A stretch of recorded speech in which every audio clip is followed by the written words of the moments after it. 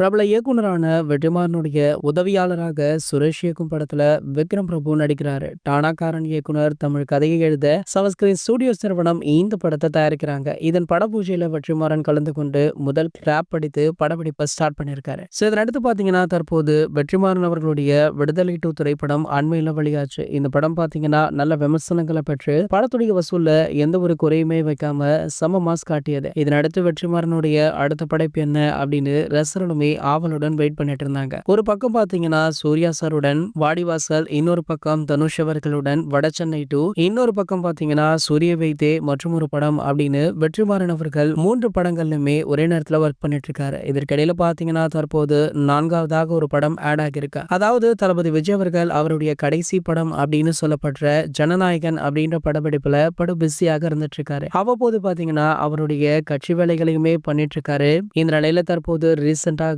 வெற்றிமாறன் அவர்களை மீட் பண்ணிருக்காரு. அது மட்டும் இல்லாம வெற்றிமாறன் அவர்கள் தாவேக கட்சியுடைய சிறப்பு நிகழ்ச்சி ஒன்றில் கலந்து கொண்டிருக்காரு. இந்த நிலையில இவங்க 2 பேரும் இணைய போறாங்க அப்படின்ற ஒரு செய்தி தற்போது வெளியாகி சோசியல் மீடியாக்கள்ல பரபரப்பையுமே ஏற்படுத்திருக்கு. ஆமாங்க, தளபதி விஜய் அவர்களுடைய கடைசி திரைப்படமாக இந்த படம் தான் இருக்கும் அப்படின்னுமே சொல்லப்படுது. கூடிய விரைவிலேயே இதற்கான முறையான அறிவிப்பை படக்குழுவை வெளியிடுவாங்க அப்படின்றத வெயிட் பண்ணியுமே பார்க்கலாம். சரி, ஓகே, இவங்களுடைய காம்போ முதல் முறையாக இணையுது. இந்த காம்போ பத்தி நீங்க என்ன நினைக்கிறீங்க அப்படின்றத கீழே உள்ள கமெண்ட் செக்ஷன்ல நம்ம கூட ஷேர் பண்ணிக்கோங்க. மேலும் இது போன்ற சினிமா செய்திகளை பத்தி நீங்க உடனே தெரிஞ்சுக்க நம்மளுடைய தளபதி 360 சேனலை மறக்காம சப்ஸ்கிரைப் பண்ணிக்கோங்க.